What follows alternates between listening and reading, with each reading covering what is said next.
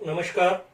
आज का हमारा टॉपिक है अभाज्य संख्याओं के वर्गमूल को एक अपरिमेय संख्या सिद्ध करना। और प्रश्न रहेगा हमारे पास, सिद्ध कीजिए कि वर्गमूल 5 एक अपरिमेय संख्या है। किसी भी संख्या को अपरिमेय संख्या सिद्ध करने का तरीका थोड़ा अलग रहेगा, थोड़ा विचित्र रहेगा। कैसा? देखिए, कुछ इस तरह का रहेगा, जैसे मुझे इस बालक जिसका नाम है एक्स, इस बालक को मुझे एक अच्छा लड़का सिद्ध करना है। तो मुझे इस बालक को अच्छा लड़का सिद्ध करना है, तो इसका एक तरीका तो ये हो सकता है, मैं इसकी अच्छाइयां ढूंढूं। अगर मुझे इसकी 2 अच्छाइयां मिल जाए तो क्या ये अच्छा लड़का साबित हो जाएगा? शायद नहीं। अगर उसकी मुझे 5 अच्छाइयां मिल जाए तो क्या ये अच्छा लड़का साबित हो जाएगा? अभी भी नहीं। इसकी 15 अच्छाइयां ढूंढ लूं, 20 अच्छाइयां ढूंढ लूं, तो भी ये अच्छा लड़का साबित नहीं हुआ। इसमें कोई बहुत बड़ा ऐब है, कुछ बुराई है, तो ये अच्छा लड़का साबित नहीं होगा।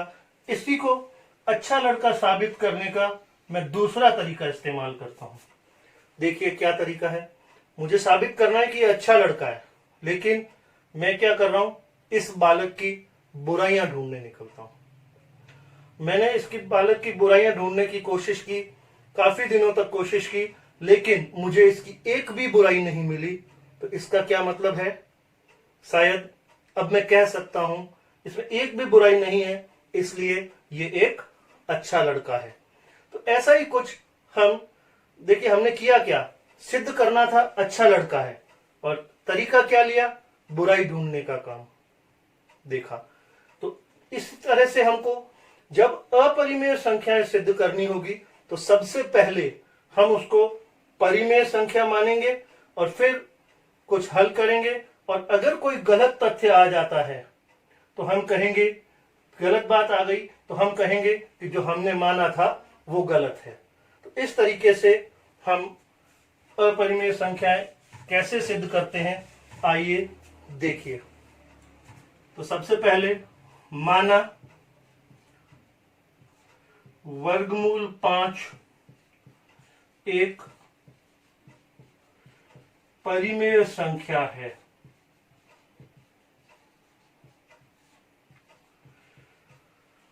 अब हम सिद्ध तो करना है अपरिमेय और मान रहे हैं परिमेय, यानी उल्टा मान रहे हैं। तो यहां लिख भी देते हैं, हमने जो भी माना है वो उल्टा माना है, विलोमतः। जब वर्गमूल 5 एक अपरिमेय संख्या है तो इसका मतलब है वर्गमूल 5 को हम, परिमेय संख्या के बारे में हम जानते हैं, उसे हम p बटा q के रूप में लिख सकते हैं। तो वर्गमूल 5 को भी p बटा q के रूप में लिख सकते हैं, जहां p व q दोनों पूर्णांक हैं तथा q बराबर नहीं है 0 के। ये हम काफी समय से पढ़ते आ रहे हैं परिमेय संख्या की परिभाषा में, तो इसीलिए हमने वर्गमूल 5 को p बटा q के रूप में लिखा। और अब हम जानते हैं कि बट्टे वाली जो भी संख्या है कई बार कटती है। एक ही संख्या का भाग अंश और हर दोनों में जाता है, तब हम अंश और हर दोनों में उसका भाग लगाते हैं और अंक, ठीक है। तो जब और कट कट के धीरे धीरे वो संख्या बिल्कुल अपने सरलतम रूप में आ जाती है। तो जो संख्या सरलतम रूप में आती है उसको हम लिखते हैं, लिखेंगे a बटा b। सरलतम रूप का मतलब क्या?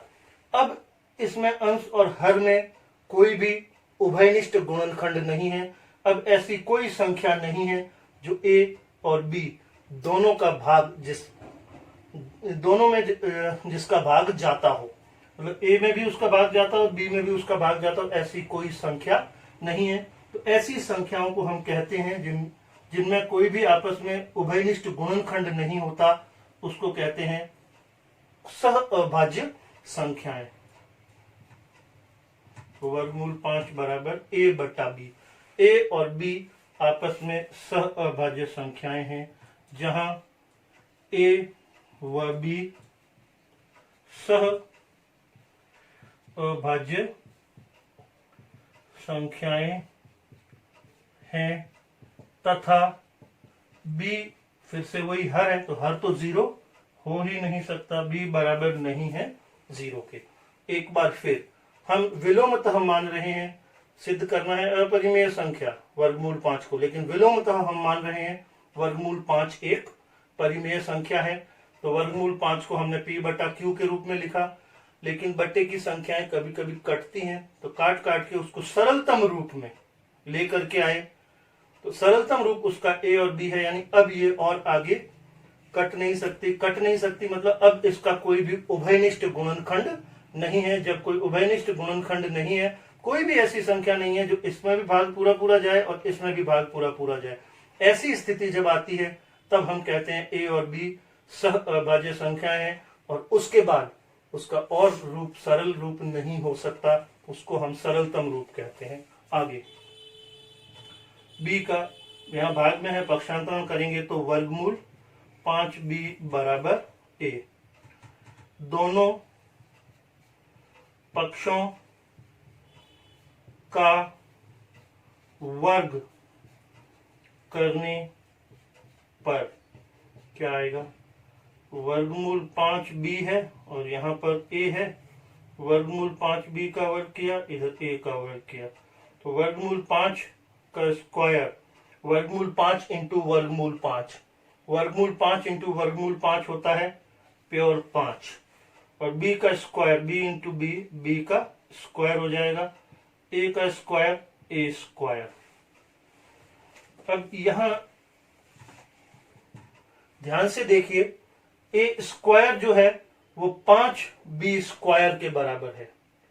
5b स्क्वायर का मतलब 5 इंटू ये जो b स्क्वायर है ये कोई ना कोई संख्या है, यानी a स्क्वायर 5 कोई संख्या मतलब m, 5m के रूप में है। 5 इंटू कोई संख्या मतलब 5m के रूप में है, यानी a स्क्वायर 5 का गुणज है, यानी a स्क्वायर में 5 का भाग पूरा पूरा जाता है। इतनी सारी चीज यहां पर हमको सोचनी पड़ेगी, तो इसीलिए मैं यहां इस निशान का उपयोग कर रहा हूं, अर्थात। अब देखिए, एक बार फिर बोल रहा हूं मैं, a स्क्वायर 5b स्क्वायर के रूप में लिखा हुआ है। b स्क्वायर कोई भी संख्या है, तो a स्क्वायर 5 इंटू कोई संख्या, यानी a स्क्वायर 5m के रूप में है। a स्क्वायर 5m के रूप में है, इसका मतलब a स्क्वायर 5 का गुणज है, और a स्क्वायर 5 का गुणज है, इसका मतलब a स्क्वायर में 5 का भाग पूरा पूरा जाता है, a स्क्वायर 5 से विभाजित होता है। अर्थात इतनी सारी बातें, a स्क्वायर से हमें मालूम पड़ा a स्क्वायर 5 से विभाजित होता है, और हम पढ़ चुके हैं एक प्रमेय कि अगर a स्क्वायर किसी अभाज्य संख्या 5 से विभाजित होता है तो a भी 5 से विभाजित होगा, अतः a भी 5 से विभाजित होगा। अगर आपको वह प्रमेय याद है तो बहुत अच्छी बात है, नहीं तो मैं यहां वापस लिख रहा हूं, क्योंकि यदि p a स्क्वायर को विभाजित करता है तो p निश्चित रूप से a को भी विभाजित करेगा, जहां p अभाज्य संख्या और वह a धनात्मक पूर्णांक है, a धनात्मक पूर्णांक है। ये प्रमेय हम पहले भी पढ़ चुके हैं। तो a स्क्वायर, एक बार वापस पूरी यहां से मैं समझाने की शुरू कर रहा हूं। जहां ये चिन्ह लगेगा इसका मतलब यहां इसके और इसके बीच में बहुत दिमाग वाली बात है। कैसे? अब देखिए, ए स्क्वायर 5b स्क्वायर के रूप में लिखा हुआ है, तो ए स्क्वायर 5 इंटू किसी संख्या के रूप में लिखा हुआ है, यानी ए स्क्वायर 5m के रूप में है। 5 इंटू कोई संख्या, नहीं कोई संख्या 5m हो, 5m का रूप होने का मतलब ए स्क्वायर 5 का गुणज है। और वैसे भी देखें तो ए स्क्वायर जो भी कैसे ही बना है, किसी भी संख्या को 5 से गुणा करने पे बना है, तो 5 से गुणा करने पे जो भी बनता है वो 5 का गुणज होता है। तो ए स्क्वायर 5 का गुणज है, यानी ए स्क्वायर में 5 का भाग जाएगा, ए स्क्वायर 5 से विभाजित होगा। जब ए स्क्वायर 5 से विभाजित होगा तो ये वाली प्रमेय हमको बताती है कि ए भी 5 से विभाजित होगा या होता है। अब देखिए अंत में फिर से ए 5 से विभाजित होता है, यानी ए, फिर से ये निशान लगा रहा हूं, ए 5 से विभाजित होता है, इसका मतलब ए में 5 का भाग पूरा पूरा जाता है। किसी जिस संख्या में 5 का भाग पूरा पूरा जाता है वो 5 की गुणज कहलाती है। और 5 के गुणज को हम लिख सकते हैं 5m, 5p, 5q, 5b, 5c। तो a बराबर यहां मैं लिख रहा हूं 5c। तो ये a जो है 5 का गुणज है। तो ये अब आगे इसको अपनी कॉपी में नोट कर लीजिए, फिर अपन आगे चलते हैं। देखिए जहां हमने ये दो निशान लगाए हैं, ये दोनों निशान ऊपर वाले तथ्य से कुछ दिमाग लगाकर आते हैं। तो सब एक बार फिर इसको मैं आपको क्लियर कर देता हूं। तो ये 5b स्क्वायर बराबर ए स्क्वायर, इसको हम मान लेते हैं समीकरण 1। तो समीकरण 1 क्या कह रही है संक्षिप्त में देखिए, ए स्क्वायर है वो किसी संख्या को 5 से गुणा करने से बना है। जब 5 से गुणा करने से बना है ए स्क्वायर, तो उसमें 5 का भाग निश्चित रूप से जाएगा। तभी हमने लिखा ए स्क्वायर 5 से विभाजित होता है। जब ए स्क्वायर 5 से विभाजित होता है तो हम इस प्रमेय से जानते हैं कि ए स्क्वायर अगर 5 से विभाजित होता है तो ए भी निश्चित रूप से 5 से विभाजित होगा। और ए 5 से विभाजित हो रहा है, इसका मतलब ए 5 का गुणज है। और 5 के गुणज को हम 5p, 5q, 5m कुछ भी लिख सकते हैं। आज हमने यहां लिखा है ए के गुणज को 5c। इसको हम दे देते हैं समीकरण नंबर 2। अब आगे देखिए, समीकरण 1 से समीकरण 2 से ए का मान मिल रहा है, ए का मान मिल रहा है हमको 5c। समीकरण 2 से ए का मान समीकरण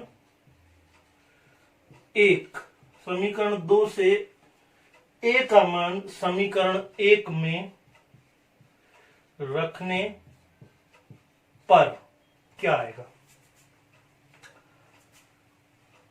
जो ए है, ए की जगह हमको 5c लिखना है समीकरण 1 में, बस बाकी वैसा का वैसा।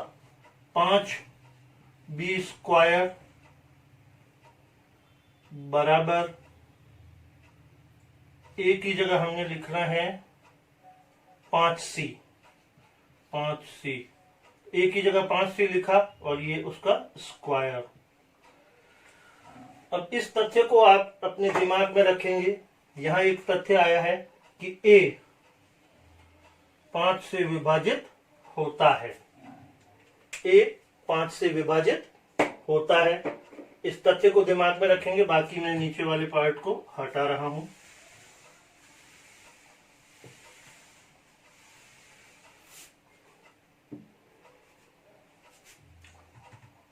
ये हो जाएगा 5b स्क्वायर बराबर 5c का स्क्वायर, 5 का स्क्वायर 25c का स्क्वायर c स्क्वायर, या b स्क्वायर बराबर 25c स्क्वायर बटे 5। अब 25 और 5 में कॉमन फैक्टर है 5, इसका भी गुणनखंड है, इसका भी गुणनखंड है। 5 का भाग इसमें भी जा रहा है, 5 का भाग इसमें भी जा रहा है, इसलिए अंश और हर को मैं 5 से काट रहा हूं। 5 एकम 5, 5 पंजे 25। तो शॉर्ट मेरे पास आ जाएगा सरलतम रूप, या बी स्क्वायर बराबर 5/1c², या उसको लिखूं, बट्टे में 1 लिखने की जरूरत नहीं है, 5c²। अब यहां फिर से अब हम समझ पाएंगे बी स्क्वायर बराबर 5c²। इससे क्या बात निकल रही है कि बी स्क्वायर 5 से विभाजित होता है, 5 से विभाजित होता है। कैसे? बी स्क्वायर जो है वो किसी संख्या c² को 5 से गुणा करने पर बना है। 5 से गुणा करने पर जो संख्या बनेगी उसमें 5 का भाग निश्चित रूप से जाएगा, तो बी स्क्वायर 5 से विभाजित होता है। अतः जब बी स्क्वायर 5 से विभाजित होता है तो बी भी 5 से विभाजित होता है। ये कैसे मालूम पड़ा? फिर से वही प्रमेय पूरी हमें लिखनी ही पड़ेगी। यदि p ए स्क्वायर को विभाजित करता है तो p a को भी विभाजित करेगा जहां p अभाज्य संख्या और a धनात्मक पूर्णांक है। तो अब देखिए जो तथ्य a मैंने आपको बताया था 5 से विभाजित होता है, और यहां हमारे पास आ गया b भी 5 से विभाजित होता है। तो हमने वर्गमूल 5 को शुरू में a/b के रूप में लिखा था और a b को सह अभाज्य बताया था, और ये कहा था दोनों में कोई भी उभयनिष्ठ गुणनखंड नहीं है, दोनों में एक ही संख्या से भाग देने की अब गुंजाइश नहीं है, क्योंकि हमने उनको सह अभाज्य संख्या कहा था। अब a भी 5 से विभाजित हो रहा है और b भी 5 से विभाजित हो रहा है। तो अब देखिए, अब a व b दोनों 5 से विभाजित हो रहे हैं। a व b दोनों 5 से विभाजित हो रहे हैं। इसका मतलब क्या है? अर्थात a व b सह अभाज्य नहीं है, सह अभाज्य नहीं है। दोनों में 5 का भाग जा रहा है, इसका मतलब सह अभाज्य संख्याएं a और b नहीं है।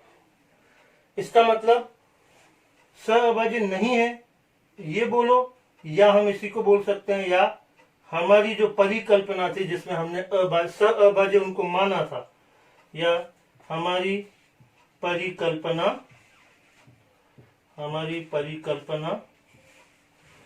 गलत है। अतः वर्गमूल 5 एक परिमेय संख्या नहीं है। जब परिमेय संख्या नहीं है, अतः वर्गमूल 5 एक परिमेय संख्या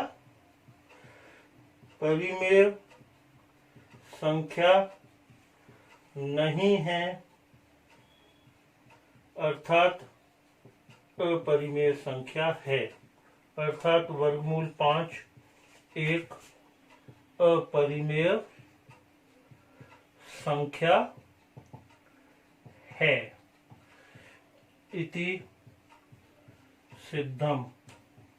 ये हम लोगों ने बिल्कुल तरीके से आपके सामने तथ्य को रखा है। एक बार फिर देख लीजिए यहां से। पहले हमने देखा था a 5 से विभाजित होता है और यहां आया b भी 5 से विभाजित होता है। अब हमें मालूम पड़ा कि a और b दोनों 5 से विभाजित हो रहे हैं, अर्थात a व b सहअभाज्य संख्या नहीं है। यानी हमारी परिकल्पना गलत है। अतः वर्गमूल 5 एक परिमेय संख्या नहीं है, और जो परिमेय संख्या नहीं होती वो अपरिमेय होती है, अर्थात वर्गमूल 5 एक अपरिमेय संख्या है। इस तरीके से हमने एक बहुत बड़ी प्रश्न सिद्ध कीजिए कि वर्गमूल 5 एक अपरिमेय संख्या है, इसको किया। उम्मीद है आपको समझ में आया होगा। नहीं तो वीडियो को दोबारा चला करके आप देख सकते हैं और इस प्रश्न को एक बार अपने आप से भी करने की कोशिश कीजिए, 1-2 बार, ताकि ये मजबूत हो जाए। परीक्षा में अक्सर इस तरह का प्रश्न आता है जिसमें वर्गमूल 5, कभी वर्गमूल 2, कभी वर्गमूल 3, इस तरह की संख्याएं दी जाती है। बाकी यही प्रश्न होता है और लिखने का तरीका भी लगभग यही होता है। 5 की जगह 3, अगर वर्गमूल 3 है तो सब जगह उसके हिसाब से 3 चलेगा, 2 है तो 2 के हिसाब से काम चलेगा। बाकी तरीका पूरा यही रहेगा। उम्मीद करता हूं आपको ये समझ में आया होगा, और कहीं कुछ रह गया है तो दोबारा से वीडियो को चला करके देखेंगे तो पूरा समझ में आ जाएगा। धन्यवाद।